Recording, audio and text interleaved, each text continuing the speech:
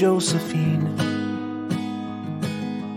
I won't leave you waiting in between. Je vous souhaite la bienvenue sur le podcast Les enfants vont bien.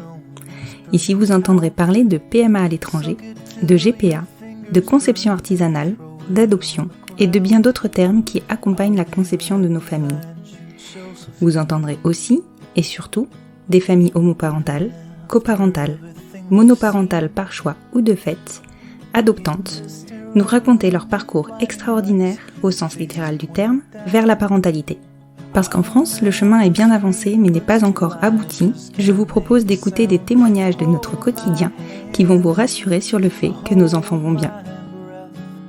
Vous écoutez l'épisode 44 de la saison 3 du podcast Les enfants vont bien. Je vous retrouve aujourd'hui pour vous parler de genre, de celui assigné à la naissance en fonction de nos organes génitaux et dans lequel on ne se reconnaît pas forcément. Parfois, c'est très tôt que l'on s'en rend compte. Enfant, la verbalisation est alors souvent plus évidente, moins contrainte par les injonctions que l'on reçoit tout au long de notre croissance. Parfois, c'est plus tard, adulte, plus ou moins âgé, et le chemin de l'acceptation est souvent plus long, plus difficile, tant on sait que l'on va transformer notre vie et celle de notre entourage. Clément a eu ce déclic après sa grossesse.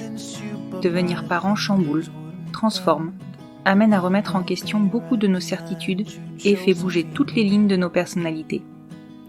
S'il a rapidement compris qu'il ne se retrouvait pas dans cette case dans laquelle on l'avait mis, il a aussi pris la mesure de l'impact qu'aurait cette annonce dans son quotidien, pour sa femme et pour son fils particulièrement, au sein de son équipe de travail, auprès de sa famille et de ses amis. Avec Maud, il se livre à mon micro sur tous les sentiments par lesquels ils sont passés et leur discours est touchant tant il est sincère.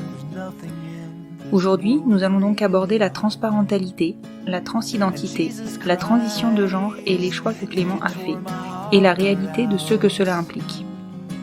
Merci Clément et Maud de votre confiance pour aborder ce sujet qui est parfois sensible. Merci d'avoir accepté de vous raconter dans cette série d'épisodes. Merci d'y avoir mis cette légèreté qui va permettre une écoute sûrement plus large. Je vous laisse découvrir leur histoire et je vous souhaite une bonne écoute. Bonjour Maud, bonjour Clément. Bonjour.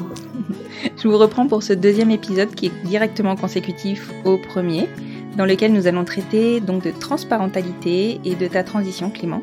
Oui.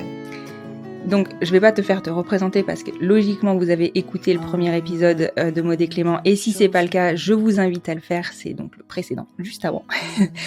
Mais moi, j'ai une première question qui me vient. Alors, je ne vais même pas te dire spontanément, mais je pense que c'est la première question que je me suis posée quand j'ai découvert ta transition. Est-ce que tu étais déjà, ou est-ce que ça fait longtemps que tu réfléchis à cette transition? Et est-ce que pendant ta grossesse, tu réfléchissais déjà à cette transition?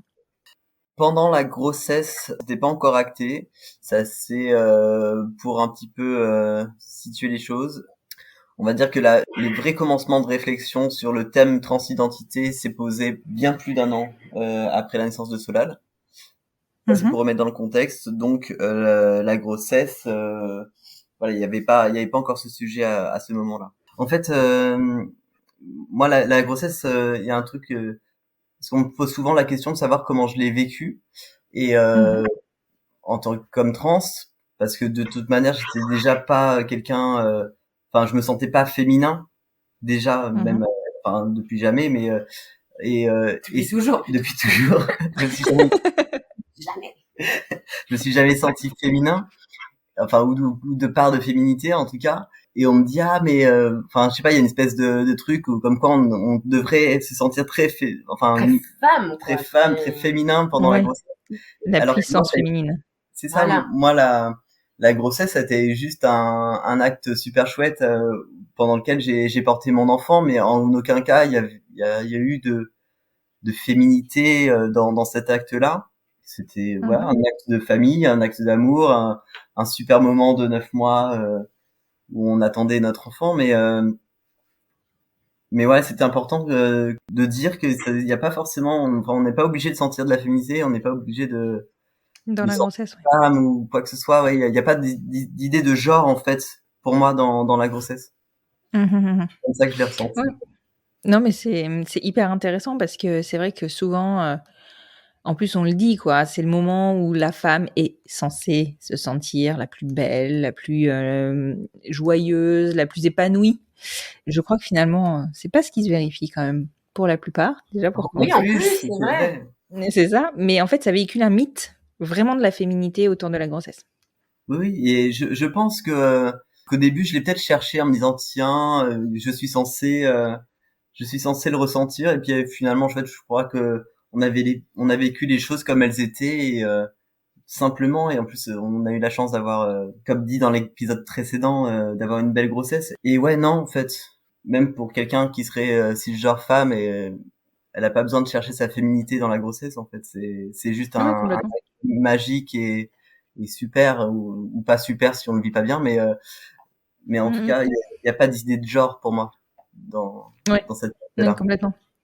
Et tu vois, je pense que ça pourrait déculpabiliser pas mal de femmes cis qui portent des enfants mais qui n'apprécient pas la grossesse ou qui ne se sentent pas belles enceintes, Mhm. de déféminiser, en tout cas de ce côté beauté de la grossesse. Il y a pas de pression à avoir, en fait. C'est ça, peut-être qu'on se met beaucoup de pression sur ce rôle-là. Et Mhm. non, en fait, il faut juste le vivre comme on le ressent, et comme on a envie de le vivre. D'accord, ok.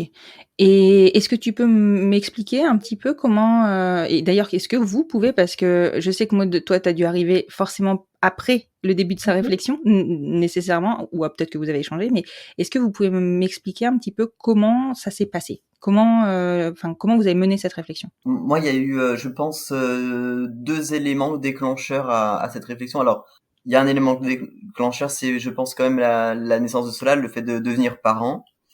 À côté de ça, j'ai eu une cassure avec mes parents qui a fait que je me suis un peu Mhm. permis de mener une réflexion sur qui je suis et qu'est-ce que je ressens au fond, et du coup mener une introspection sur moi-même et sur mon genre, mais depuis mon enfance.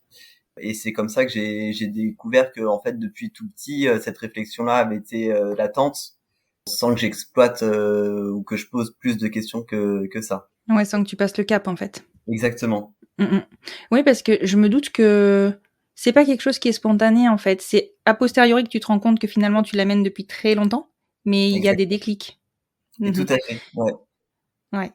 Et ces déclics-là, du coup, donc le fait de devenir parent, t'as lancé dans l'introspection, enfin, c'est clairement ce qu'on évoque tous, hein, ça transforme la parentalité. Ouais, ouais, je pense que ça réveille, en dehors de ce sujet, ça réveille plein de choses et plein de questionnements. Et on revient aussi dans son enfance. Enfin, pour ma part, moi, je sais pas, ça m'a aussi dit, bah tiens, comment moi j'ai grandi, comment j'ai vécu les choses, et comment je veux que mon enfant vive les choses, Mhm. même en dehors de cette réflexion de transidentité. Et donc, forcément, ça a réveillé des souvenirs et des choses, des ressentis d'enfance. Mhm. Et je pense du coup, pour moi, la réflexion commence là, avec l'arrivée D'accord. et la fin, surtout ce rôle de parent qui arrive dans ma vie. Et est-ce que tu captes immédiatement que potentiellement tu vas pouvoir mettre en place une transition ou est-ce que tu réfléchis simplement à ton identité à ce moment-là? Je suppose que c'est assez long comme réflexion. Pour moi, en tout cas, ça a été hyper long, parce qu'il faut d'abord se l'avouer, et je Mhm. pense que Bah oui, c'est ça. c'est ça le plus long. Mm. Parce qu'en fait, maintenant que je te le dis, et que la transition est bien entamée, je- oui, quand le peu de personnes trans que j'ai pu voir au départ, ça me parlait, mais je me disais pas, tiens, je vois cette personne trans, et ça me parle. Maintenant, je peux te le dire que ça me parlait, mais il y Ouais. avait un truc, mais tu te le dis pas, tu te l'avoues pas. Et c'est pour ça que ça peut mettre du temps, et que moi, ma transition, elle a démarré à 34 ans, parce que la réflexion, ouais, c'est tout un travail d'une vie, quoi, Ouais, tu te qui est déconstruis pour reconstruire en fait. exactement. Mm. Et toi, Maude, quand est-ce que Clément t'en a parlé? Est-ce que tu te souviens? Je suppose que oui, tu te souviens. Oui, parce que finalement tout ça c'est récent en soi, c'est quand en mai Au mois de mai 2021. 21. Oui, c'est tout Voilà, en frais. fait, oui, c'est tout frais. Au début, tu as commencé à me parler de non-binarité, je me souviens. De non-binarité, donc quelques mois encore avant, après la naissance de Solal, quelques mois peut-être après la naissance de Solal. Voilà, du fait que tu te sentais pas, comment dire, être femme cisgenre. Voilà, tu savais pas trop où te situer, Clem. Ouais. Mais sans parler de transidentité. Alors déjà moi, il a fallu que je me rencarde un petit peu sur tous les termes. Ouais. Donc c'était non-binaire femme. Ensuite, quelques semaines, mois après, c'était non-binaire tout court. Et quelques semaines après, donc en mai 2021, tu m'as montré une illustration. Ouais, Clément m'a montré une illustration. Je sais plus trop ce que ça disait, mais en gros, il y avait une personne, comment dire, assignée femme, enfin visuellement, voilà, on se dit que c'est une femme, et il y avait un texte qui disait, en gros, on me voit comme une femme, mais moi à l'intérieur, je suis un homme, un truc comme ça, dans l'idée. Mhm. Du coup, je lui ai dit, et c'est ce que tu ressens? Et il m'a dit, c'est ça, c'est moi en fait. C'est comme ce que je ressens. Et donc c'est moi à chaque fois qui a mis des mots dessus parce que c'était compliqué pour Clément de l'exprimer, mais en gros je lui ai demandé. Et donc tu sens que tu es un homme en fait. Et il m'a dit oui, je suis un homme. Voilà. Donc c'était comme ça que ça s'est fait. Donc il y a eu cette période un peu où je ne me sens pas complètement femme. Ensuite c'était je pense que j'ai un genre neutre. Et finalement, non, je suis un homme, voilà, et je te dis que je suis un homme. Et donc ça, c'était en mai l'année dernière. Non mais ouais. Oui, parce que pour définir, pour les personnes qui ne connaîtraient pas les termes, la non-binarité, en fait, c'est de ne pas se sentir assigné à son genre, c'est ça? C'est Au genre assigné, enfin, dans le genre assigné, c'est ça? Non-binaire, ça va plus être quelqu'un qui se définit ni comme homme, ni comme femme. Ou alors plus... dans un spectre entre les deux. Oui, parce que ça dépend des gens. Et donc, moi, j'étais dans ma réflexion et dans le fait déjà de pas réussir à verbaliser les choses. Donc, il m'a fallu du temps avant de... En fait, je crois que j'avais besoin de passer par ces étapes comment dire? Oui, de réflexion sur ton genre, c'est-à-dire oui. Est-ce que je suis... Voilà, de faire les choses pas à pas pour arriver à ce que je suis vraiment.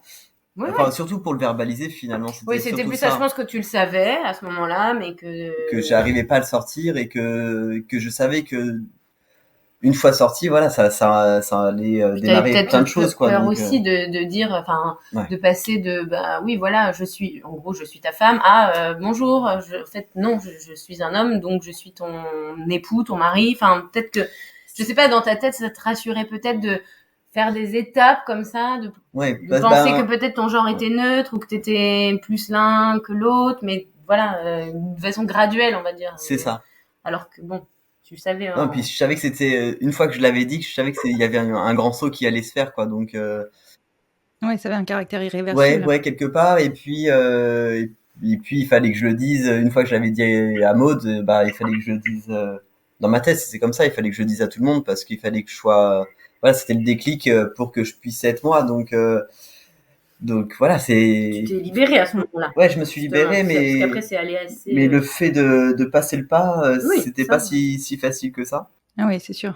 Et je suppose que dans une partie de ta réflexion, il y avait nécessairement la perception de ta famille proche, hein, donc j'entends Maud et Solal, et que ça a dû bloquer un peu quand même.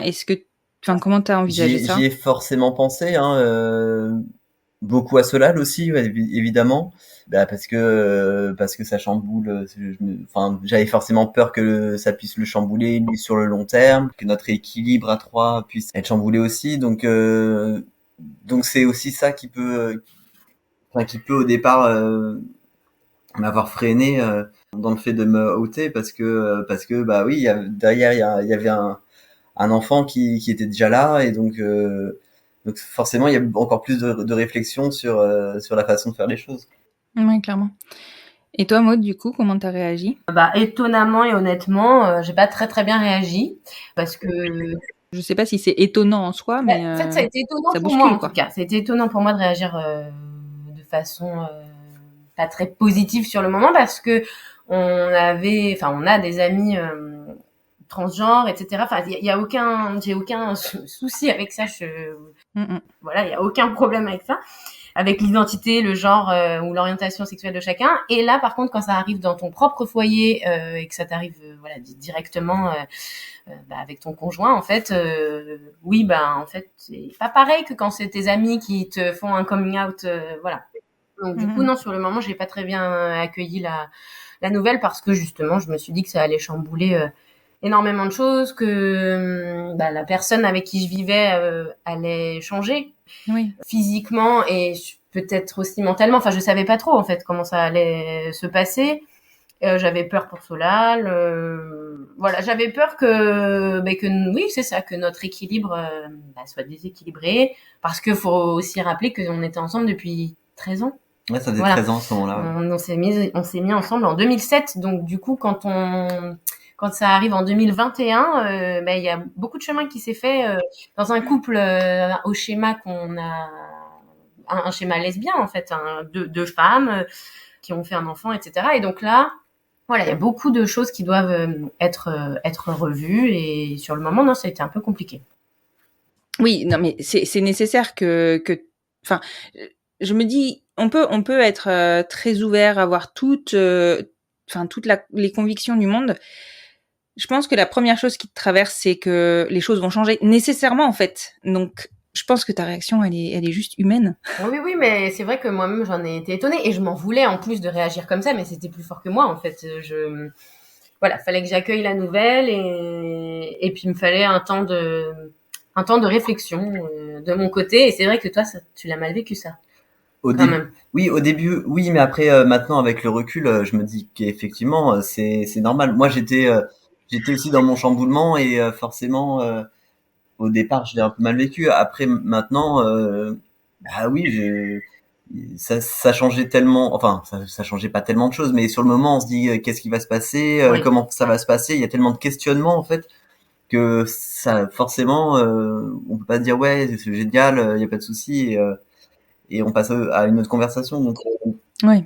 Et du coup, Maud, tu disais que tu avais eu besoin d'un temps de réflexion, mais d'un temps de réflexion pour quoi? Pour juste encaisser, mais tu savais au fond de toi que de toute manière, les choses, elles iraient bien, et c'était juste le temps d'admettre?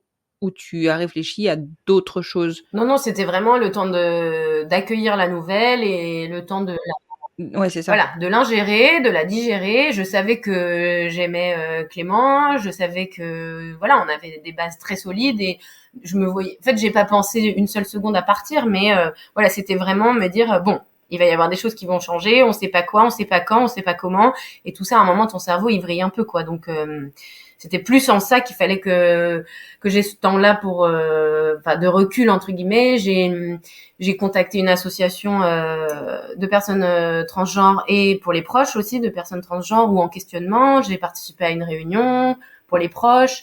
J'ai été voir un thérapeute spécialisé dans les identités de genre, ou pour les proches de personnes en questionnement ou transgenres.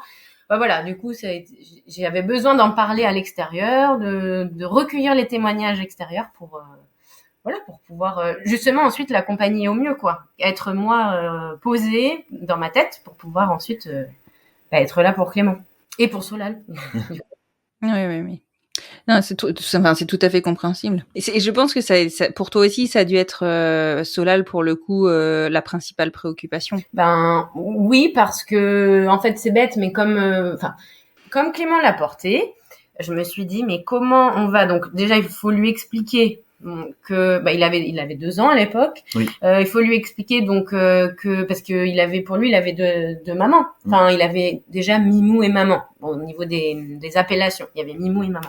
C'est lui qui avait choisi comme ça, mais pour lui, il avait 2 mamans. Et même nous, pendant 2 ans, on lui a expliqué qu'il avait 2 mamans. Donc du coup, il a fallu se dire bon, comment on va lui expliquer que voilà, qu'il y a cette évolution qui s'est faite, et que c'est plus il y a pas 2 mamans. Et puis en plus, Clément l'ayant porté, voilà, il a été dans le ventre de son Mimou, voilà. Donc il y avait plein de choses comme ça où je me suis dit bon, il va falloir que moi je me pose pour qu'ensuite on puisse se poser et lui expliquer tout ça sereinement, comme on l'a toujours fait et comme on lui a toujours expliqué les choses, quoi. Je voulais pas être confuse dans ce qu'on allait lui expliquer, ou être mal à l'aise dans le fait de le dire. Donc, Oui, parce que tu me disais qu'il avait déjà avant, il avait 2 mamans. Mm-hmm. Et du coup, est-ce que vous avez changé vos appellations pour Solal ou pas du tout? En fait, quelques mois avant déjà, Solal a commencé à m'appeler Mimou.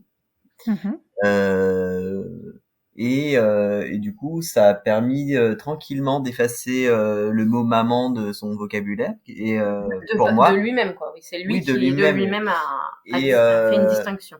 Du coup, on lui a expliqué les choses. Enfin, moi, je suis allé à ce moment-là, j'allais beaucoup me promener avec lui, donc j'ai profité de ces petits moments à deux pour pas mal discuter, enfin lui expliquer les choses, ce qui était en train de se passer, etc. Donc déjà pour un peu introduire le sujet avec lui et tout ça. Et Mais du coup, pour l'appellation, donc on lui a expliqué que Mimou c'est son papa, etc. Donc il continue à m'appeler toujours plutôt Mimou. Mhm. Parfois, une fois de temps en temps, il me dit papa, mais c'est pas souvent. Et on lui a pas demandé, nous, Non, j'ai pas à ce forcément. qu'il t'appelle papa, en fait. Non, ça C'est m'allait venu bien avec aussi. le temps et avec le fait que les gens ont assimilé ta transidentité. Et du coup, par exemple, l'assistante maternelle, elle a assimilé la nouvelle et maintenant elle lui dit, bah tiens, va voir ton papa Mimou. Avant c'était Mimou, maintenant c'est va voir ton papa Mimou, va voir papa tout court. Ouais. Et du coup, lui, il entend ça, même des gens à qui on parlerait dans des situations où ils te connaissent pas, ils disent Ouais. ah bah il y a ton papa et ta maman. Donc lui, il a assimilé qu'il avait son papa et sa maman et il t'appelle Mimou et des fois c'est papa. C'est exactement ça. Mais c'est parce que les autres en fait ajoutent le terme de papa. Oui. Mais toi Sinon, ça te dérange pas, au contraire. Non, mais... pas du tout. Moi, ce petit surnom me convient bien. C'est un petit truc que Oui. lui a décidé il a décidé lui-même de me nommer comme ça, donc je trouve ça mignon et ça me va. Et donc, et puis Maud, ça a toujours été maman de toute manière, donc il n'y a pas eu à changer. Donc, Ouais. Ça se fait pour l'instant naturellement et petit à petit, mais on n'a rien imposé et, Non. Et c'est lui qui verra comment il a envie de t'appeler. Pour essayer, je crois que c'est acté. Ouais, c'est acté. Ça a l'air d'être plutôt pas mal acté. Est-ce que Clément, quand tu as parlé à Maud, parce que finalement mai 2021 c'était hier. Totalement. Enfin, c'était il y a pas longtemps et tu as été relativement rapidement dans ta transition. Oui. Est-ce que pour toi, c'était acté que si t'en parlais, t'agissais tout de suite? Ouais. Et oui, pour moi, une fois que pour moi, ça marquait le top départ de ma transition en fait. Et à partir du moment où j'en ai parlé à Maud, je crois que la semaine d'après, je prenais tous mes rendez-vous nécessaires pour les hormones et même mes rendez-vous chirurgiens. Je crois que je les ai pris une semaine ou deux après l'annonce, je crois. Ah ouais, ça a été rapide. Enfin, ça a été rapide et en même temps, je me rendais compte que tout prenait du temps, donc je savais qu'il fallait quand même que je boucle les choses et j'avais envie que ça avance et j'avais envie d'arriver là où j'avais envie d'arriver en tout cas. Donc oui, c'est clair que j'ai pas tergiversé une fois que ça a été annoncé parce que en fait quelque part ça me libérait et donc c'était le moment où je me suis dit ok, je peux être moi-même et on y va quoi. Oui, parce que ça a été vite de l'extérieur, mais toi en fait ça a pris 34 ans pour que tu en arrives là. Donc en fait ça a été vite pour nous. Oui, non, ça a été ça a pris du temps au final. Ouais, totalement, ouais, c'est vrai. Une fois que la prise de décision a été faite, c'est là où ça d'accord. Est-ce que pour toi il était clair que si tu changeais d'identité, tu devais passer par la transition? Parce que je crois que tu peux ne pas le faire. Après, chaque personne voit les choses comme elle le sentent, que ce soit pour les hormones, que ce soit pour les différentes chirurgies possibles. Chacun voit sa transition comme il ou elle le ressent. Moi, j'avais trois choses qui étaient importantes pour moi pour me sentir complet dans ma transition. C'était d'abord de prendre des hormones parce que ça c'est on va dire que c'est le plus rapide à pouvoir accéder, faire la mammectomie et ensuite faire mon changement d'état civil. Et il y en a qui vont ajouter d'autres opérations ou qui vont pas faire de mammectomie. Ça c'est vraiment propre à chacun. Et on en parlait en off tout à l'heure, Constance, mais il y a un truc qui est vachement important à dire quand même, c'est que dans les transitions, il y a autant de transitions que de personnes trans et chacun voit sa masculinité ou sa féminité comme il l'entend, ou son genre en tout cas comme il l'entend.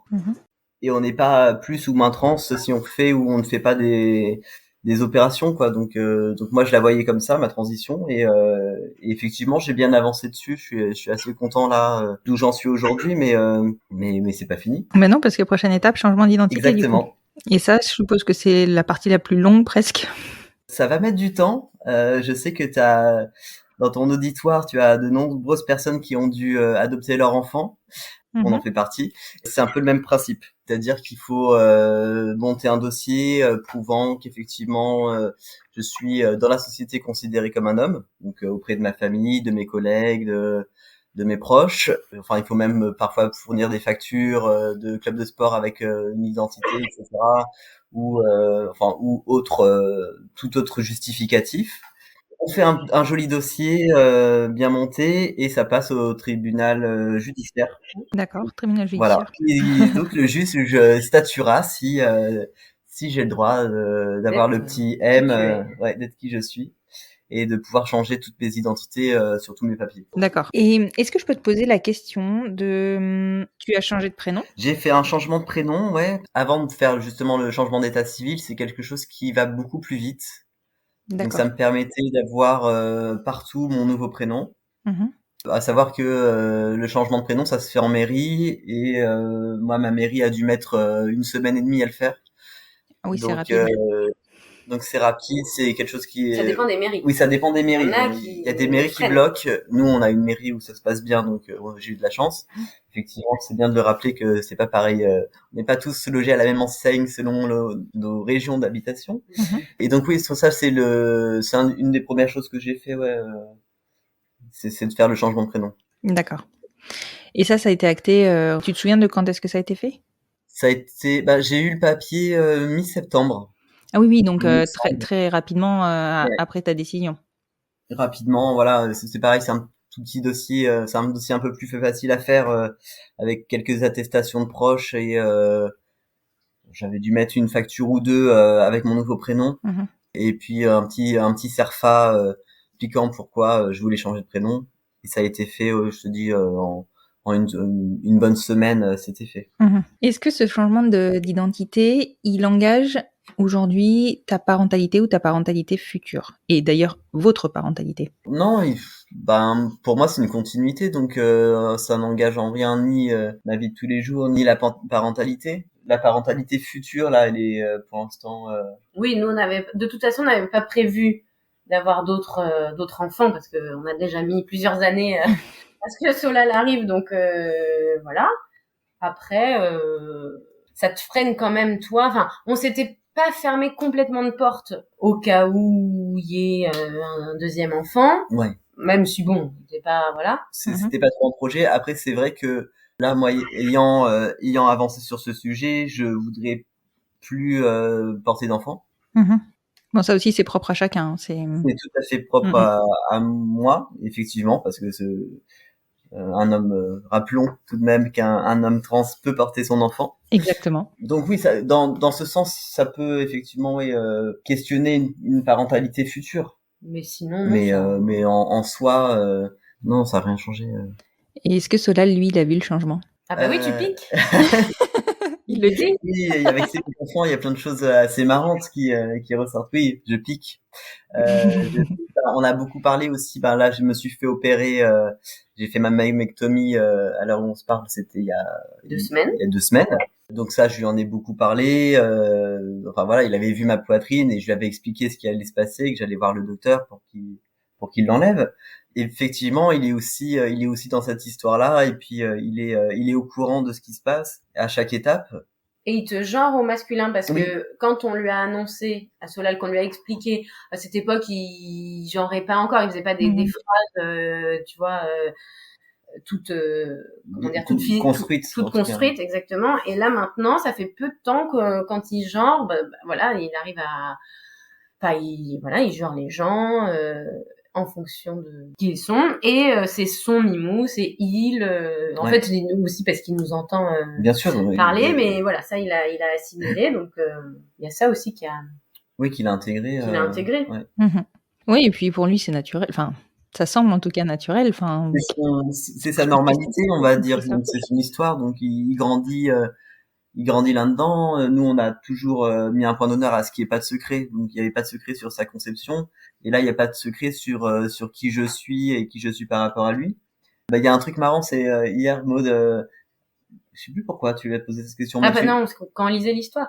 Quand on lisait une histoire, il a demandé, oui, tu lisais une histoire, il y avait une femme enceinte et Maud lui dit, mais du coup, toi, tu Tu étais étais dans le ventre dans le de ventre qui de qui? Et il dit, bah, j'étais dans le ventre de Mimou. Et en fait, c'est vrai que comme ça faisait un moment qu'on n'avait pas abordé le sujet de la grossesse ou quoi, ça nous a fait rire parce que, en fait, c'est naturel pour lui. Il le sait en plus. C'est ce que ça a démontré. Et puis voilà, c'est naturel. Oui, ok, j'étais dans le ventre de mon Mimou. C'est Ok. comme ça. C'est normal. Mais oui, enfin, tu vois, je trouve que nos enfants, ils se posent beaucoup de moins de questions que nous, en fait. C'est ça qui est fabuleux. Bah, à partir du moment où c'est expliqué, les choses, ok, elles sont intégrées, elles se vivent naturellement quelque part. Et Après, le problème, c'est les autres. C'est toujours comme ça. c'est ça. C'est ça, justement, parlons-en des autres. Comment ça a été accueilli pour toi dans ton milieu professionnel? Est-ce que tu as changé de boulot depuis d'ailleurs? Peut-être que ça a été concomitant à quelque chose, je ne sais pas. Bah non, j'ai dû faire ça a été difficile pour moi de le dire parce que ça a été difficile de le dire avec tout le monde en fait, de mettre des mots sur qui je suis, ça a été difficile avec tout le monde. Bah ça faisait moins d'un an, je crois, que j'étais dans ce boulot-là quand je leur ai dit. Je suis d'abord allé voir ma hiérarchie pour leur expliquer, voilà, machin. Voilà, les gens ont en fait accueilli naturellement la nouvelle au Ça travail, s'est ouais. J'ai dû le bien dire, passé, ça hein. s'est bien passé. Très franchement, c'était pas gagné. Oui, vu le... J'avais un peu des a priori Oui. sur les personnes à qui je l'ai dit. Et Parce que tu travailles dans un milieu très masculin, assez fermé. voilà, Il y a beaucoup BFM télé en boucle. voilà. On n'est pas sur voilà, on n'est pas sur du LGBT QIA+ très friendly de visu en tout cas comme ça, on peut avoir un a priori. Et en fait, mes collègues ouais mes deux collègues les plus proches sont des hommes qui ont plus de 50 ans, qui ont 50 et 60 ans, donc enfin voilà, plus proche de la soixantaine. Et ouais, pas forcément des intellectuels quoi si tu veux. Et donc j'avais un a priori en me disant bah ils vont Ils vont pas comprendre. Ouais, c'est plutôt ça, ils vont pas comprendre et peut-être que ça va faire des blagues derrière mon dos et voilà, j'avais un petit peu peur de ça. Et en fait, ils m'ont dit bah écoute, c'est ta vie mais ils m'ont posé des questions mais comme n'importe qui a pu me poser des questions mais avec du respect et donc ça s'est très bien passé. Bah il y a eu des petites gaffes pour me genrer mais ça, j'ai envie de dire c'est presque voilà, c'est le temps que les gens se fassent exactement. prennent le texte, ouais. Après, ils ont tout changé avant même que t'aies changé de prénom à la mairie. Ils avaient changé ton prénom sur ton adresse mail, sur la petite pancarte d'accès à l'atelier. Ah oui, waouh. Ils ont ouais. fait des choses, ouais. Ils ont vraiment pris en considération. Je crois qu'ils en ont parlé enfin, il y a eu une réunion avec plusieurs chefs et là, toi, ton chef ou ta chef a expliqué aussi, a dit, voilà. Oui, parce que, moi, je suis dans une grande administration, on est beaucoup, ça faisait pas très longtemps que j'étais là, donc je connaissais pas tout le monde avec le problème Covid. J'avais pas rencontré tout le monde et bon, je voulais que les gens sachent et qu'il n'y ait pas de quiproquo. Donc j'ai demandé à ma chef comment est-ce qu'on pouvait mettre les choses en place et elle m'a dit bah écoute, je vais en parler en réunion plénière, comme ça les chefs de service pourront l'annoncer à tout le monde et puis acté, voilà, comme ça c'est acté et franchement aucun mauvais retour au travail quoi. Ouais, ça c'est super. Il y a forcément des gens qui en pensent pas moins mais moi j'ai pas été impacté, j'ai eu cette chance là, c'est que voilà, pas de mauvaise surprise, pas de mauvais ressenti et ça a été une sacrée un soulagement. Ouais, un vrai soulagement. Ouais, tu m'étonnes. Et ta famille, ça a été comment? Enfin, alors attention, hein, tu peux ne pas répondre à la question. Ma famille globalement, ça s'est bien passé. De mon côté, la famille de Maud, enfin ça s'est très bien passé, ça a été très compliqué avec mes parents. Ouais, je me souviens que vous en avez parlé, je crois, hein, sur le compte d'Instagram. Ouais, on en avait. Parce qu'on ne s'y attendait pas. Non, j'étais en fait justement des fois il y a des personnes où on se dit ça va pas passer et alors là ça passe nickel et il y a des personnes où on se dit ça va être voilà, il va falloir un petit temps pour accueillir la nouvelle, etc., comme ça a été mon cas. Et en fait ouais, je me suis pris voilà, ça a été très compliqué voilà, on va essayer de voir comment évoluent les choses maintenant mais ouais, ça a été 6 mois compliqués quoi. D'accord. Bon. Est-ce qu'aujourd'hui tu es heureux? Oui. Ouais. Je suis passé par plein d'étapes là depuis ce début. Bon, il y a plein de choses qui se sont passées et plein d'événements heureux que je pourrais raconter, mais il y a un sentiment que je connaissais pas, c'est de se sentir soi-même et de se sentir libre de ses choix. Et pour moi en fait c'est ce sentiment-là, il a juste été incroyable. Oui. C'est nouveau pour toi. Ouais, c'est nouveau. Enfin, ouais, je saurais même pas vraiment le décrire finalement, mais mais ça a été un vrai souffle. Oui, mais je me doute, tu te sens à ta place. C'est ça, exactement. Aligné, comme on dit. Exactement, exactement. Moi, j'ai des craintes pour l'école et compagnie. Oui, il y a un truc qui est sûr, c'est que... Parce que là, tout est merveilleux, tu vois, il est chez son assistante maternelle, il est dans un micro-monde, hein, après, quand il va entrer à l'école, Solal, ça va être autre chose, parce que, justement, c'est son papa Mimon qui l'a porté. Et je pense qu'il y a des moments où à l'école il parle un petit peu de, je sais pas, la généalogie, etc. Donc il a son donneur, son papa l'a porté. Enfin, il y a un moment où quand il va intégrer que par rapport aux autres, c'est pas la même chose. Même si lui il est bien dans ses baskets par rapport à ça, il va vraiment sentir cette différence, quoi. Et les autres, s'ils le verbalisent, pourront lui faire encore plus ressentir que, oui, c'est pareil, quoi. Donc ça sera à voir, effectivement. De toute façon, on va faire. De toute façon, ces parcours-là, c'est étape par étape. Donc. Oui. Et puis encore une fois, tu le disais tout à l'heure, il n'y a pas un parcours qui soit identique, donc il n'y a pas je pense que. Il n'y a pas de manuel, hein. Ouais, voilà, c'est ça. Donc il va falloir attendre de voir ce qui se passe et puis pareil à ça, en fonction de ce que vous avez comme retour de sa part à lui. Ça se trouve, ça va passer crème. Et voilà. Ouais.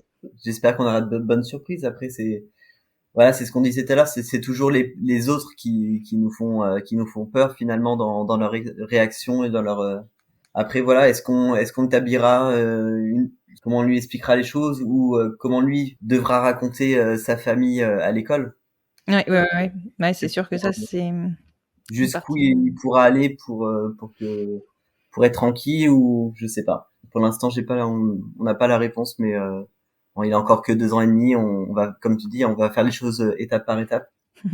Oui, et puis bon, il y a d'autres projets qui font que si ça se trouve, vous serez peut-être plus là pour l'entrée à l'école. Là où vous êtes. Et que, on sait pas. Il y a aussi ça qui va jouer. Donc, l'avenir nous dira. On verra. Oui. Après, c'est sûr que les gens sont pas obligés de savoir non plus toute notre vie et. Non, clairement pas, mais c'est vrai qu'à l'école, les enfants... Alors, c'est pas tant les enfants qui creusent, c'est les parents derrière enfants qui creusent. Oui, ils vont rentrer à la maison, ils vont parler de ce que le copain a dit à l'école, et là, quoi? Bon, mais qu'est-ce que c'est possible? Ouais. Oui. Écoutez, je vous remercie beaucoup, tous les deux, parce que se livrer sur ce parcours-là, surtout qu'il est quand même assez frais et récent, c'est pas rien. Et c'est hyper important de le visibiliser parce que je pense bien et je peux affirmer que tu n'es pas seule à avoir des envies de transition, on le sait tous, hein, mais de transition et de grossesse, j'ai encore eu un message ce matin et je te l'ai dit. Et ça va aider. Clairement, ça va aider, ça va rassurer, ça va normaliser, ça va visibiliser, c'est un acte militant, soyons clairs. Oui, je sais pas si on est, c'est militant parce qu'il faut parler de nous parce qu'on existe, parce qu'on est là et que en fait on vit notre petite vie tranquille. Et je pense forcément aux jeunes. Tu nous as parlé de certains témoignages et je pense forcément à ces jeunes-là qui se construisent et qui ont peut-être des craintes, qui ont peut-être des peurs. Et nous, ce qu'on montre en tout cas sur nos comptes Instagram, c'est qu'on est une petite famille tranquille et on vit notre petite vie et ça peut bien se passer. Ouais, et tout va bien. Et c'est ça qui est important. Et nos enfants vont bien. Et les enfants vont bien. Merci beaucoup, Maud et Clément. Merci à Constance. toi. À très bientôt. À bientôt. Je vous reprends pour ajouter quelques informations. Jusqu'en 2016, la transparentalité était limitée par la loi française qui exigeait la stérilisation des personnes trans pour accéder à une transition administrative. Dénoncée par le défenseur des droits européens, depuis 2009, cette condition a été supprimée le 18 novembre 2016. La source de cette information est l'association Chrysalide. Depuis le vote de la nouvelle loi bioéthique, les accès à l'adoption et à la PMA ont été ouverts, mais pas encore l'accès à la GPA, ce qui ne veut pas dire que des discriminations ne sont toutefois pas appliquées dans le choix des dossiers. Évidemment, devant la récence de ces mesures, aucune statistique n'est disponible sur le nombre d'enfants grandissant dans des familles transparentales. Si cet épisode vous a plu, que vous pensez qu'il peut être utile à quelqu'un ou même à plusieurs personnes, vous pouvez le partager. Vous pouvez aussi, si vous souhaitez soutenir le podcast, le noter sur votre plateforme d'écoute, Apple Podcast ou Spotify. Vous abonner aussi au podcast, c'est ce qui a priori donne le plus de visibilité. Et enfin, vous pouvez me laisser un petit commentaire. Je vous retrouve sur le compte Instagram du podcast, @lesenfantsvontsbien-podcast, afin de continuer la discussion ou d'en commencer de nouvelles. Je vous souhaite un très bon début de semaine et vous retrouve jeudi pour un nouvel épisode du fil rouge du podcast Les enfants vont bien.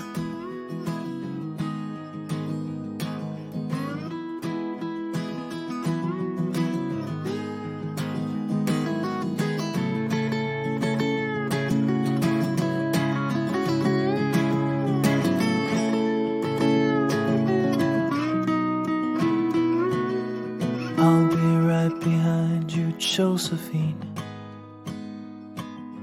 Even when my soul's an amputee, and my bleeding heart is sinking in the lake inside my chest. So I grab what I can cling to and I leave behind the rest. Now hold my hand, I'll hold my breath.